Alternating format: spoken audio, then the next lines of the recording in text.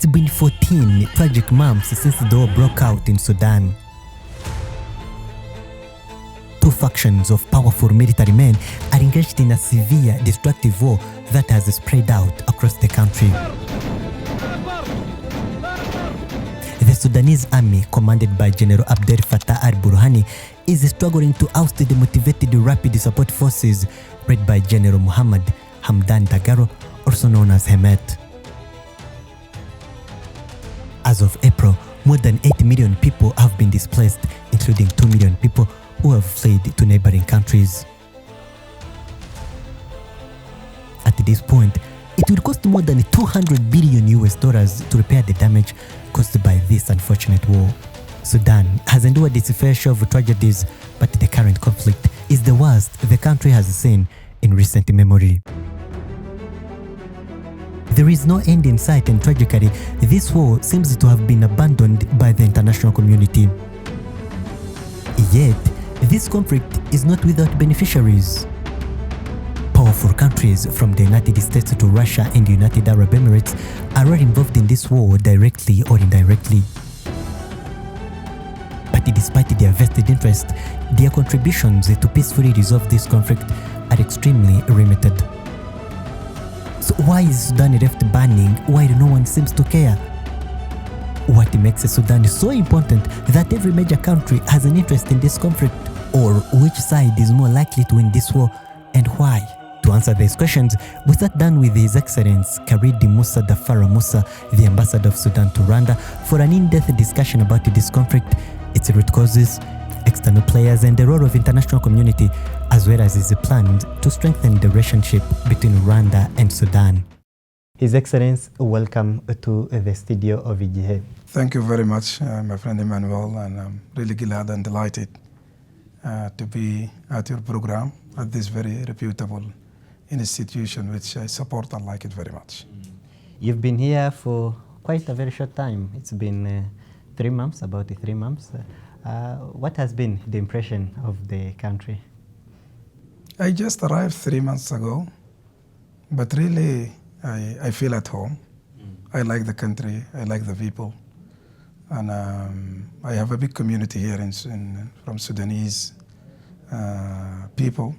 They're really enjoying life here, they're engaging, and I feel at home. I like the country, I like the people, I like the culture, and we have a lot of social and cultural connection between Sudan and Rwanda.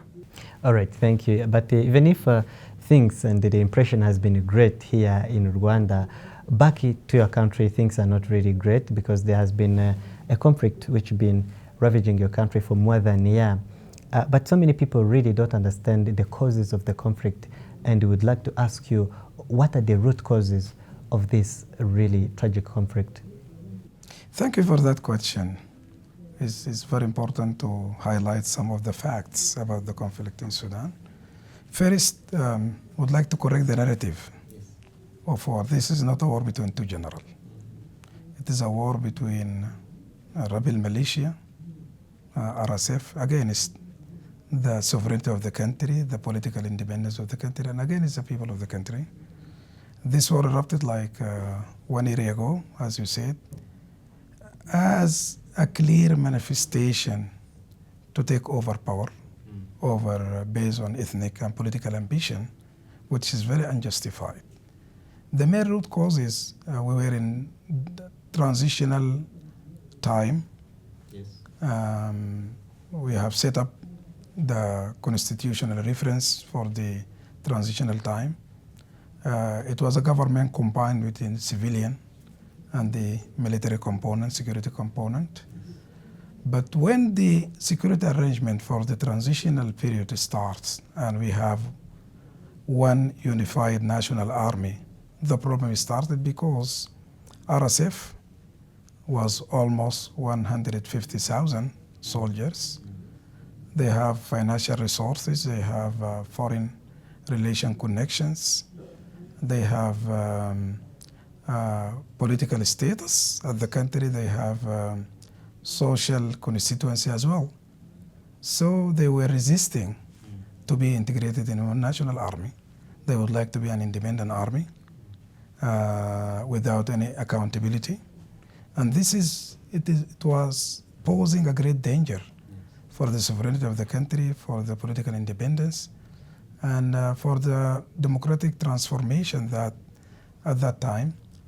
Then RSF leadership, when they found difficulties to be independent army and political entity together, they set up a coup to take over power, either to arrest or kill President Burhan, the commander of the army. When they failed, then the war broke out.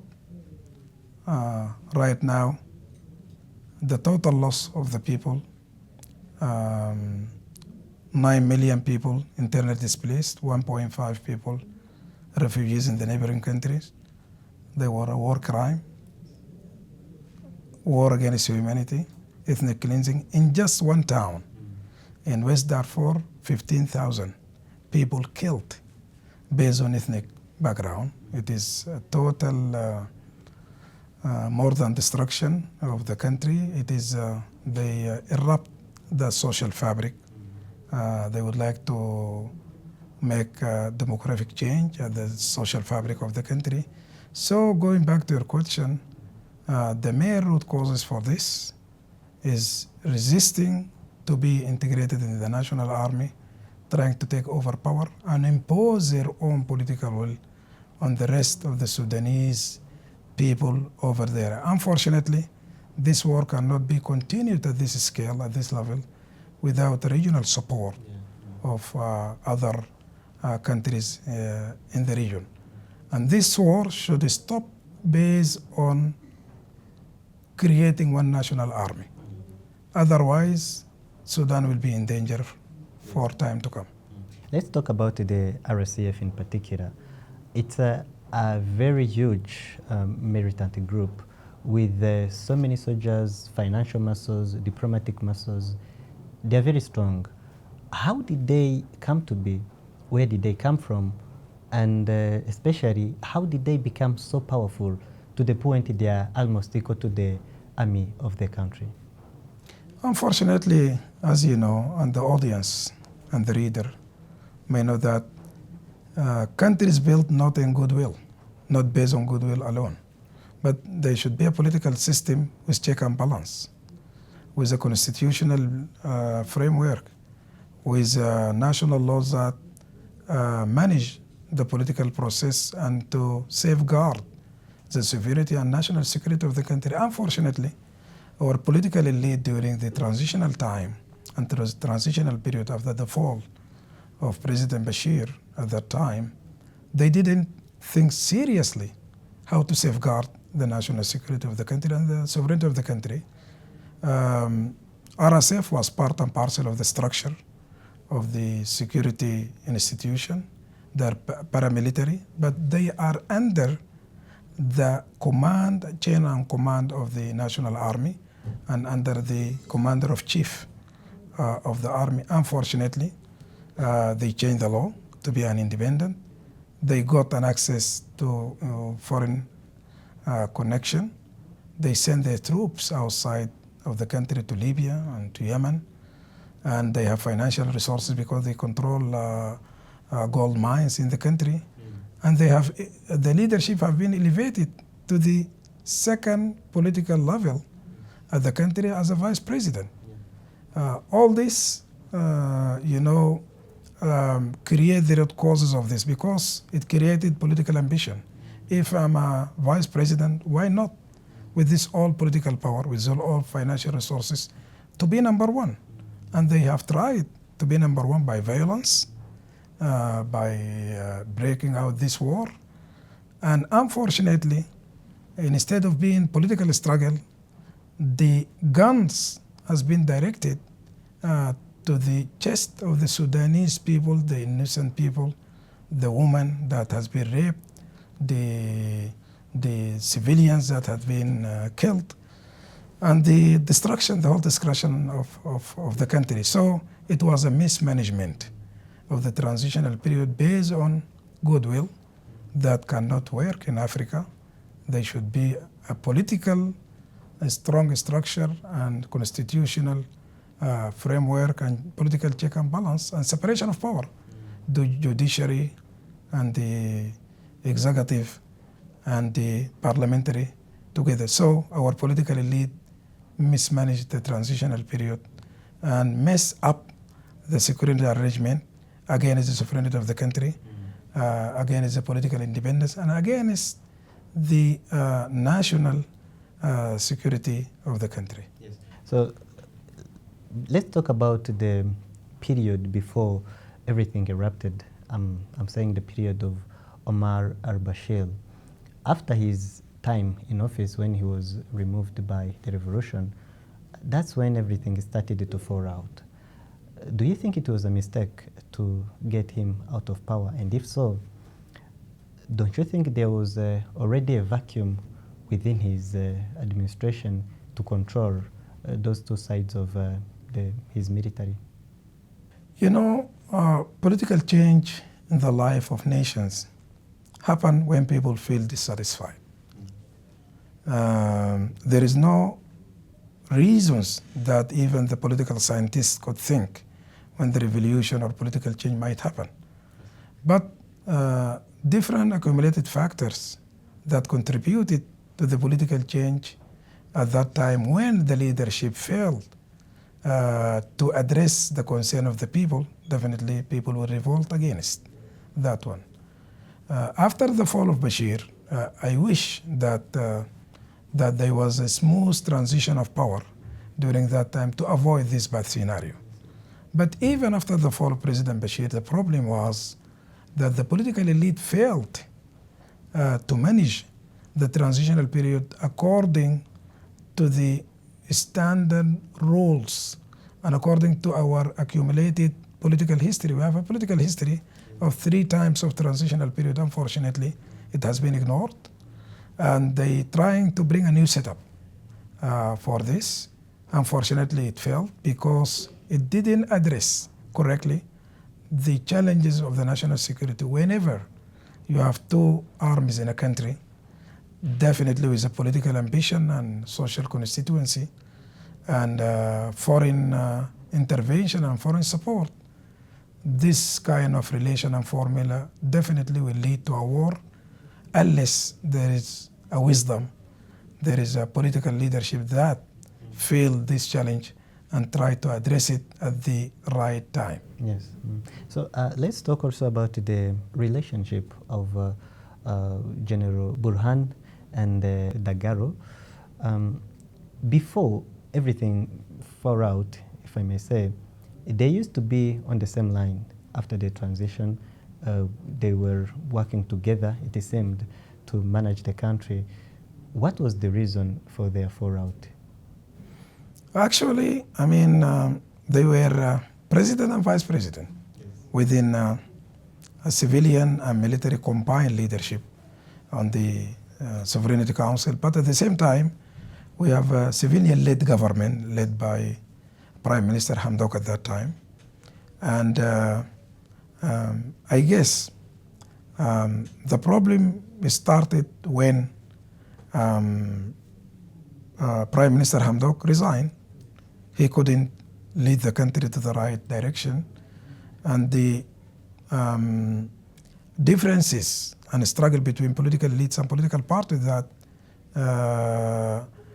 was political base from the transitional period and the competition, and wise competition that led to his resignation as prime minister.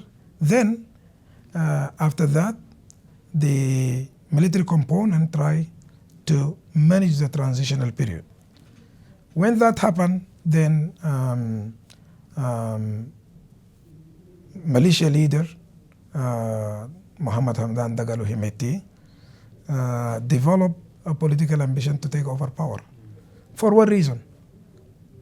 He didn't like to be integrated in the national army because he will lose the advantage of being economically independent, financial resources, the foreign connection, and the size of his troop will be fully integrated in the army, and maybe his political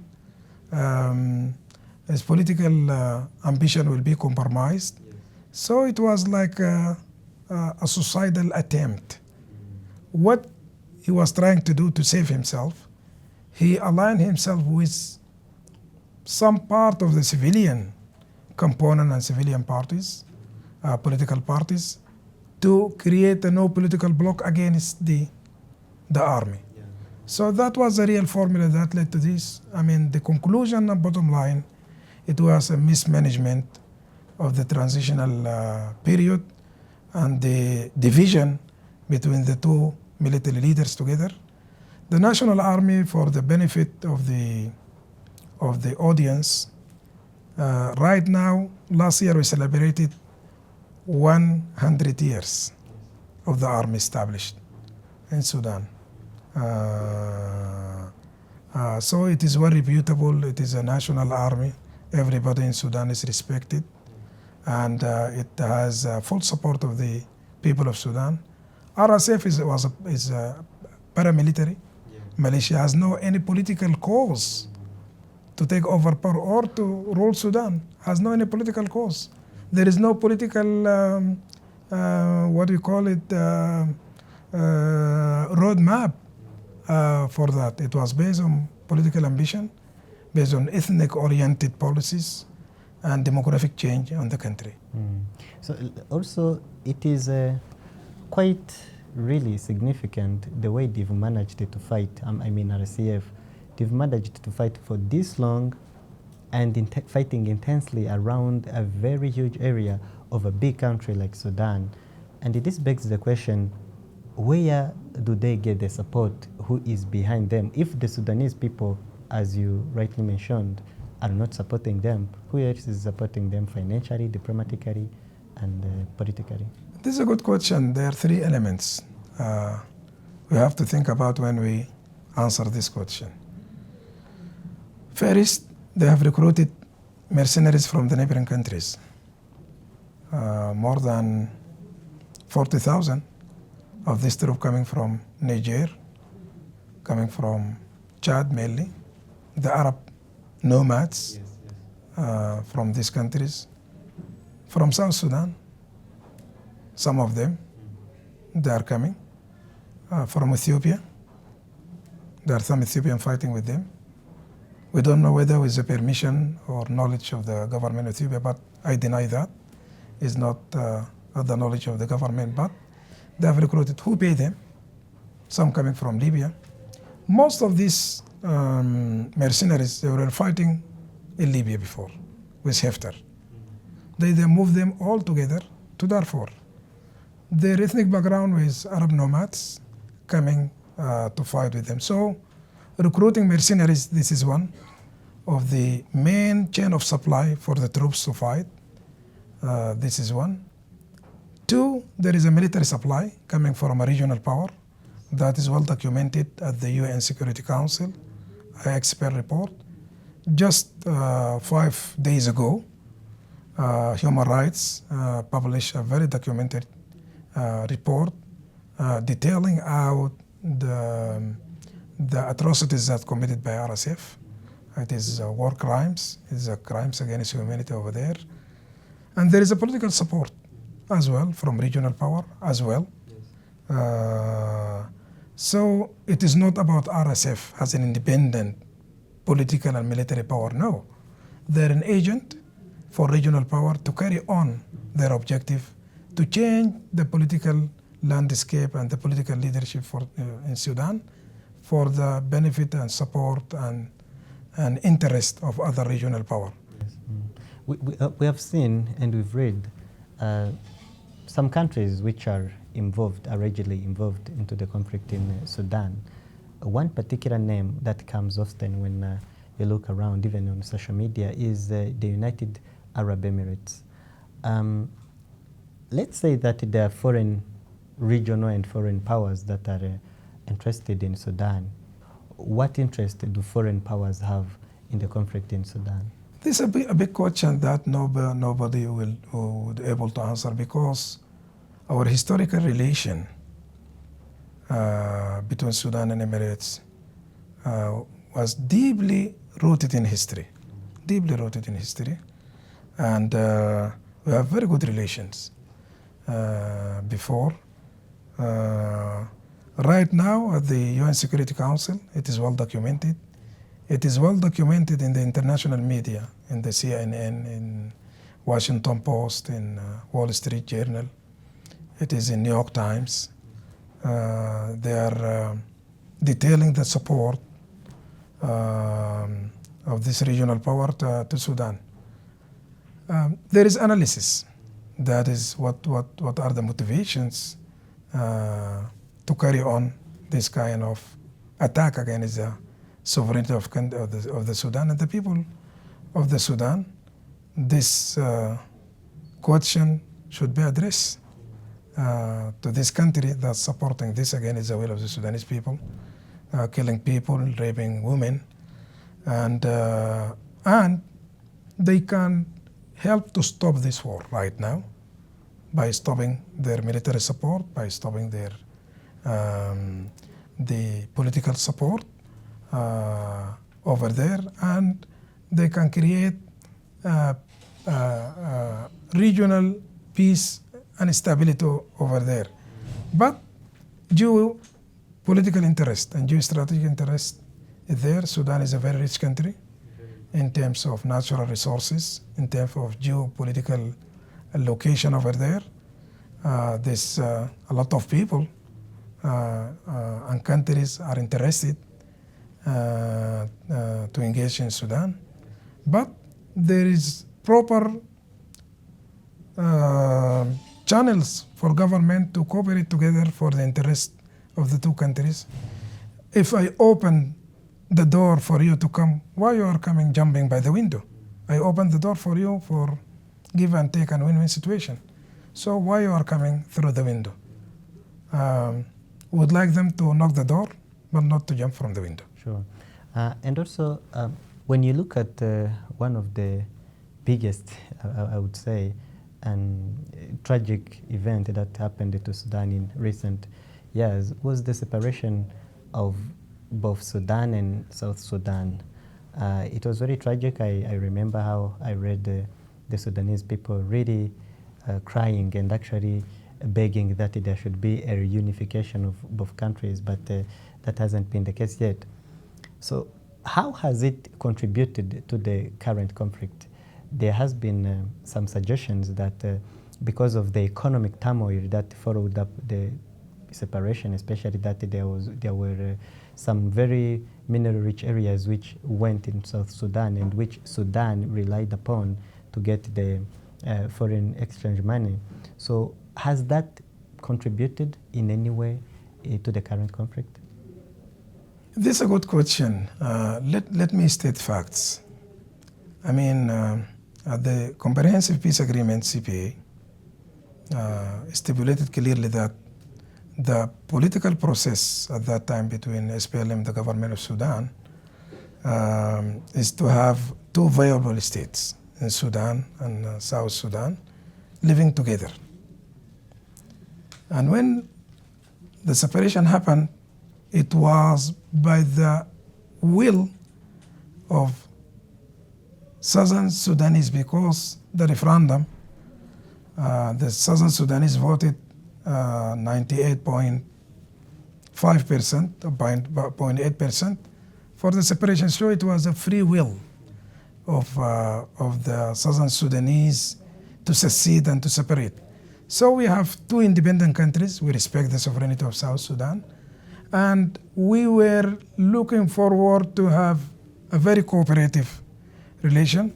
There is a political separation, but socially, culturally, we are together. We have the same brotherly connection, bonds, and emotions right now, but there is a political separation, but not a social separation. The problem when this South Sudan seceded voluntarily and with free will of the people of Southern Sudan, Sudan lost 25% of its financial resources based on oil over there. South Sudan lost as well. So the separation led to weaken the economic structure of the two countries. But there is some kind of interdependency economically, because the oil of South Sudan right now through the pipeline exported through the Red Sea to the international oil market over there. To answer your question, I guess yes, we both suffer, Sudan and South Sudan, of this separation. We could not address adequately the economic consequences of this separation, and to find ways and means to compensate the loss of the natural resources that we miss together.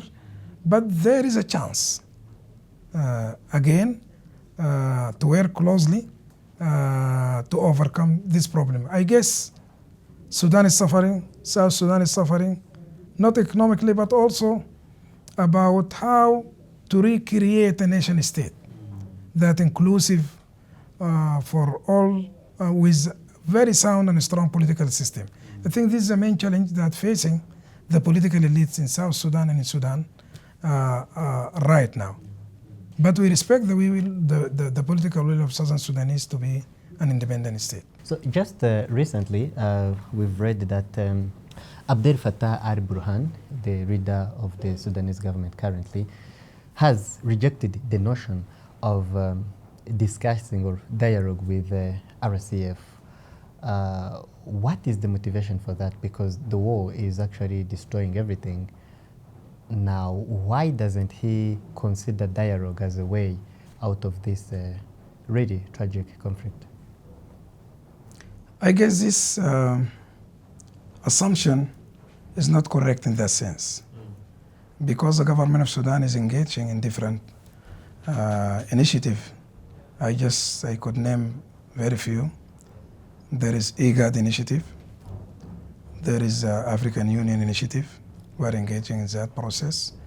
There is a Jeddah Forum initiative that led by Saudi Arabia and US government. So we are engaging constructively in different initiatives. We are not rejecting any peace dialogue. Nobody responsible country can reject any peace initiative. But we stick to outcome of declaration of principles of Jeddah Forum that we have signed, the government of Sudan and the militia group RSF. We have signed together what they called declaration of principles. It stipulated 3 facts.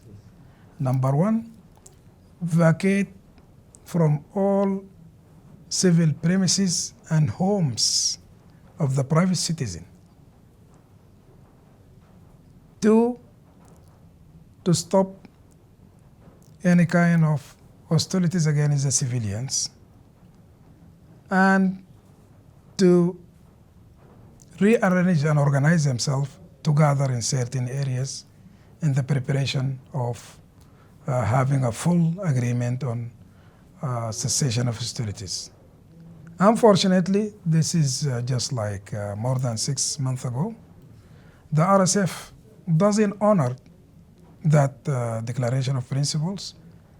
We are ready to go to Jeddah Forum, but under one condition, that RSF should honor and commit themselves for the declaration of principle that should vacate from the civil premises, government buildings,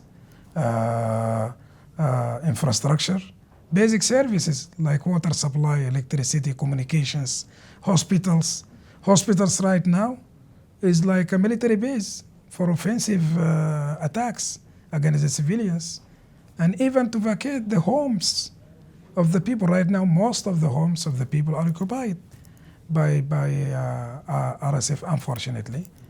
We are engaging, we are willing to go back to Jeddah Forum, but we need what we have agreed upon to be honored, and these people commit to it. Unfortunately, they are not doing that. So by saying that the chairman of the Sovereignty Council is not engaging, is rejecting the peace process and negotiation, is not true. We are open, we are engaging, but we need RSF to honor its commitment that before the international community. Don't you think that as the side of Sudan, we'd have to compromise, given how RSF has proven, unfortunately, that they are militarily powerful and they've sustained the war this long? Probably they have a chance of winning it altogether. This is a good question, definitely. Any war in the world end up at the negotiation table. No doubt about that. Whatever compromise it needs to have a peaceful settlement, it should match the aspiration of the Sudanese people, the dignity of the Sudanese people. The way they lost their loved one, their families, their personal properties, everything they lost. So compromise should be based on that aspiration and dignity of the Sudanese people. But to be honest, RSF cannot win this war. Not because of the military, because this war is against Sudanese people.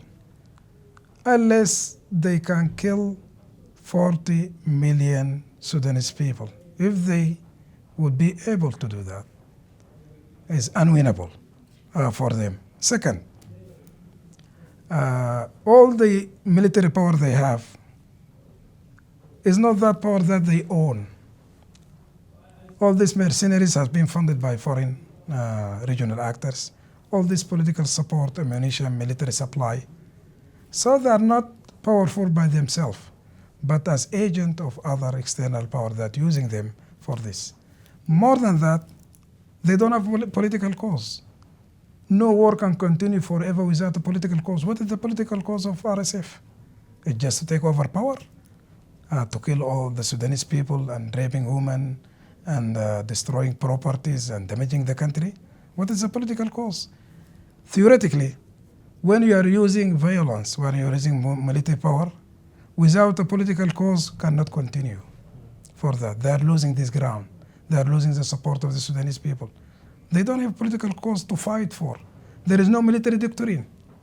They don't have any military, they don't have any political manifesto for this, just slogans about Sudanese people. So there is no justification, whether politically or militarily, to win this war at all. But we are ready for peace negotiation, but would like them to commit themselves and honor what they have agreed upon before. Sudanese people, everybody would like to go back to their homes, but it's occupied by RSF.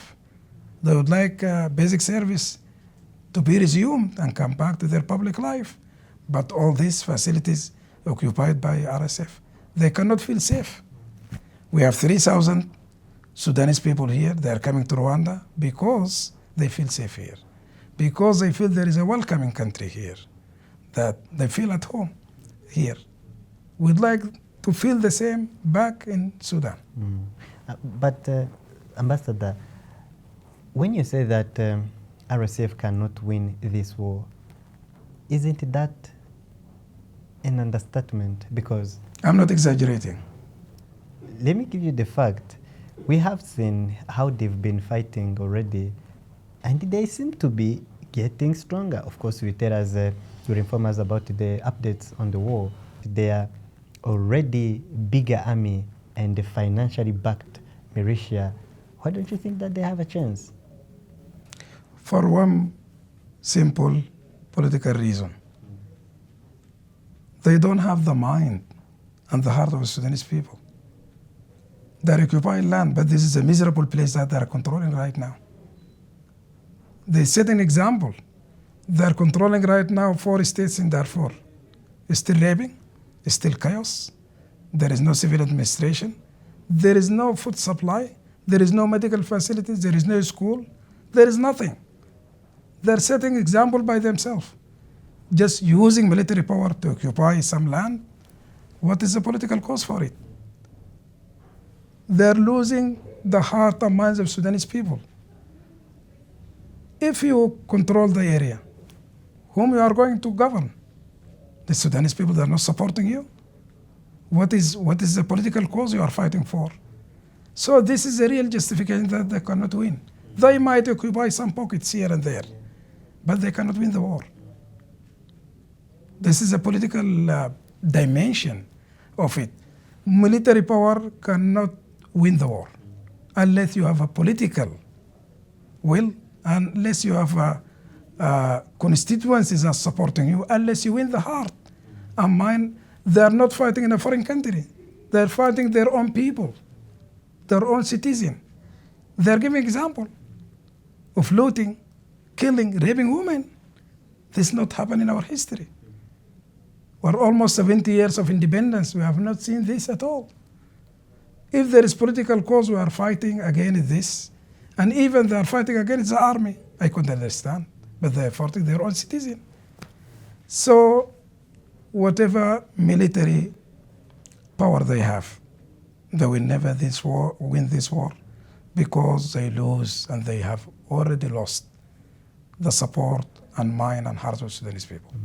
But on the international scene, we've seen Mohamed Dagalo getting a really big welcome by so many countries in recent months. He's been traveling around the region, visiting countries and meeting the presidents. If he's that weak, why is he welcomed by other countries? I know that you and the audience know how the international politics works. Just yesterday, the US government declared sanctions against 2 of the RSF military leaders. On the 1st of May, there was a hearing at the Congress, and the special envoy, US special envoy on Sudan, had given testimony at this hearing for the Congress. It was very clear condemnation about this, of violence of RSF.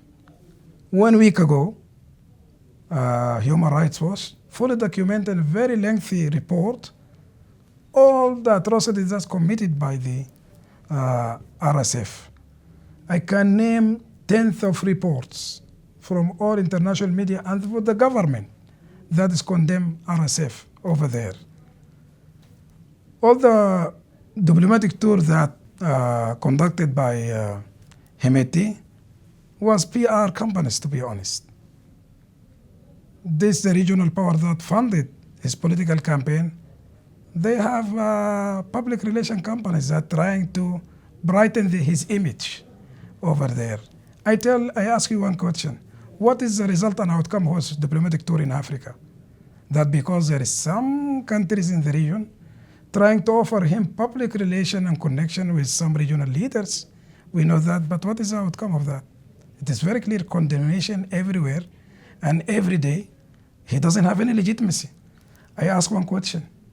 Does any militia leaders in Africa would be able to tour African countries and met by leaders? Think about the leader of Al-Shabaab in Somalia or Boko Haram in Nigeria. Would any militia leader would tour these countries and be received at the red carpet with president? Who will accept that in Africa? It's just Sudan, an exceptional case that a military rebel leader has a welcoming receptions in different countries. If Sudan does the same, when we open for military oppositions in African countries, it will be a problem. So why African leaders do that? We know that some African leaders would like to listen, would like to understand, would like to comprehend, and they give him back advice not to do so. Please go back to your country and make peace with the people over there. To be honest, this is the story. We've had the reports of a genocide committed by RSF, which has been also widely covered across the world. As someone who is closely monitoring the situation, do you believe that the RSF has actually committed genocide? If so, what was their motive? It is well documented that at the UN level, that RSF killed 15,000 in one town, Jinena in West Darfur, against one ethnic group, Masalit, is African tribes, one of the indigenous tribe in Darfur, killed with motivation of hatred, ethnic cleansing, and demographic change. Over there, it's well documented. Has no need to provide more argument, but there is material evidence. There is mass graves over there, and there is some horrific scenes when they killed the governor of West Darfur. They not even just kill him and bury him and with human dignity, you know. They smash his bones with a car. And women were singing over there. What kind of hatred is this? What can you describe this? This is a genocide, definitely. And they will be held accountable. I guess the international community, the responsibility of the international community right now, they said before, not in our watch, cannot happen again. Right now it's happening in Darfur. Why the international community keeping silent over there? Definitely there is international mechanism should be applied sooner or later for accountability, for responsibility, for the perpetrators that committed these crimes against Sudanese people and against women and citizens in Sudan. Also, what do you think that the international community, especially African Union, what role do you think they can play to mitigate this conflict if possible? Do you think they have power actually? African Union has power to resolve or help to resolve the conflict? One of the main principles of the African Union is to solve African problem by the Africans themselves. And this is an African problem, should be solved by African. Unfortunately, the way that the African Union is dealing with the conflict in Sudan, they can do more. They can do more. They have leverage, they have connection, they have an appeal to the international community. Even the African leaders themselves can help doing that. But unfortunately, they fall short to address adequately the problem of Sudan. Right now, African Union is engaged. We have high panel prominent persons led by bin Shambaz. Right now, they are dealing with that in Sudan. We respect the African Union leadership right now, but African, they can do more to solve this. They have connection, they have leverage, and international community will listen to them. To be honest, we have seen how active the African Union, when some problems happen in different parts of the continent. They did good job before. When it comes to Sudan, unfortunately, they fall short of our expectation as Sudanese people to solve this. Don't you think that the reason they fall short on your expectations on their role on this, on how they can mitigate this issue, is that they don't have the capacity to actually contribute to resolve the problem? Don't you think that what makes the African Union, go slow in the Sudanese issue? Maybe, but to be honest, to put it in a right political diplomatic format, they are lacking political will, not resources, not capacity. They have capacity at hand. They can have more capacity from other international organizations if they have the political will, if they could lead properly to end this. Definitely, they can seek help over there, but there is some kind of blaring vision how to address this problem. Still, we trust and we have confidence that African Union, if they could do it right, they can contribute to the peace and stability in Sudan. But unfortunately, Sudan, they have frozen our membership since 2022, without Sudan having back its membership to get engaged actively and constructively engaged in this process.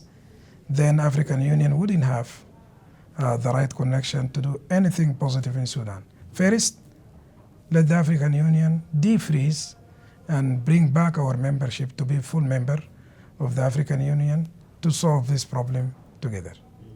Now, let's now focus on particular countries, especially Rwanda, in which you are the ambassador of Sudan here. Has Rwanda tried to play any role in resolving the conflict in Sudan? Well, thank you for that question. We have very strong relation with Rwanda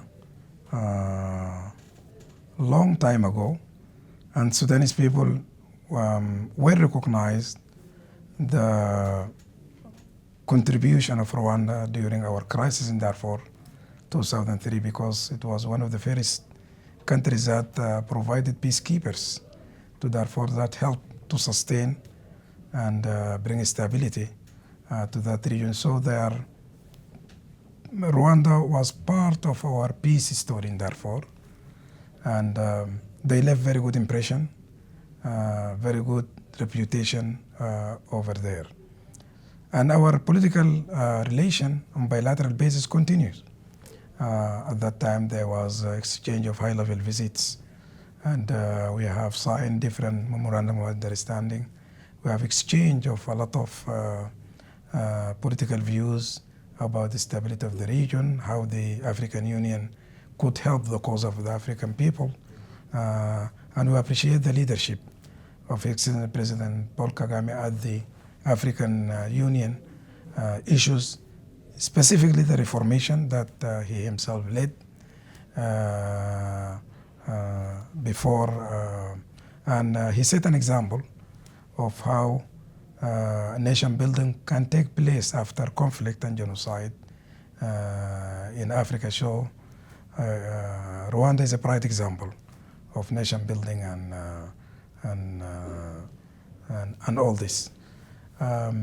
Definitely, our vice president had paid a visit to Rwanda 2 months ago, and he was honored to meet His Excellency President Paul Kagame, and they exchanged very transparent and constructive views. Definitely,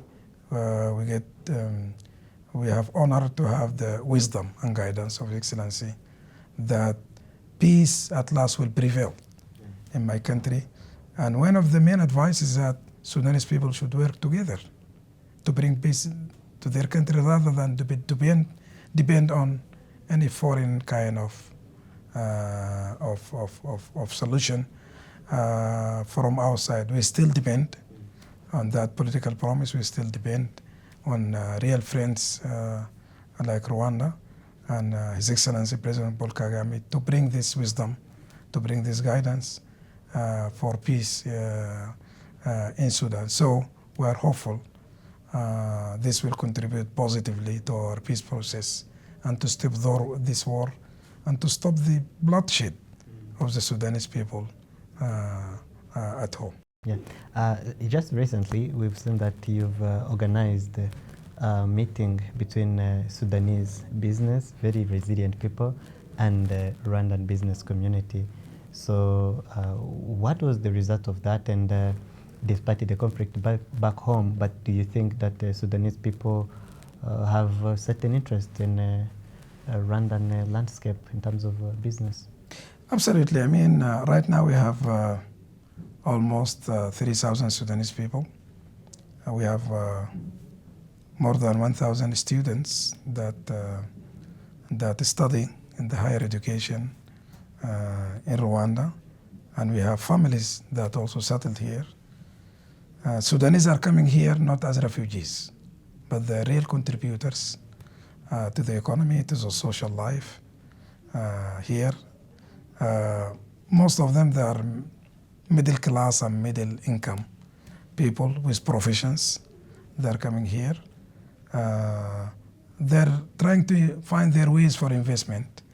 Mainly, we have business community that investing in construction, in food, farming, services, import and export, and farming, poultry, all that they're really engaging and there's some capital that is moving from Sudan and other countries to invest in Rwanda based on the good policies of investment that is here, the solid system that you have that here for attracting more investors from and the friendly environment. And they're not coming alone, bringing their capital some money, they're bringing their families with them. And this is also a signal that they're really comfortable and they would like to live with their families here. So right now, the two communities are engaging at the banking system, at the joint venture projects. And this event that took place in my residence was a clear indicator and manifestation that there is real interest between Sudanese private community and the Rwandan private sector to work together for a joint venture projects. And it is very promising, and I'm hopeful that definitely they will achieve their goals together in this field. As we conclude this really insightful interview, would like to ask you, as the ambassador of Sudan in Rwanda, what are your main ambitions? What do you want to achieve in your term here in Rwanda? Definitely an ambition of any representative in Rwanda is to strengthen this bond of relation on all fields, political, economic, culture, and mainly in terms of education and bringing people together, mend fences, bringing these people together and to open opportunities for our people, our private sector investors to invest together. We would like to have more students to come here for studying. We would like to have more agreements with Rwanda in different fields. We have one focus right now. When this war is over, you have very rich experience in nation building, in post-genocide. Rwanda right now is a model in terms of leadership, in terms of nation building, in terms of social reconciliation, in terms of institution building. Definitely this very rich experience we need it in Sudan. How can we rebuild our country after crisis, after war, after genocide? Definitely Rwanda is a good model for us. Definitely will engage to transfer this knowledge and to get wisdom and guidance of His Excellency President Paul Kagame. I need the connection of our people together to be more stronger and stronger. This was the interview with the Ambassador of Sudan in Rwanda, His Excellency Khalid Musa Adafara Musa, whom we've had a very great and a very insightful interview. Thank you for watching. Stay tuned for more.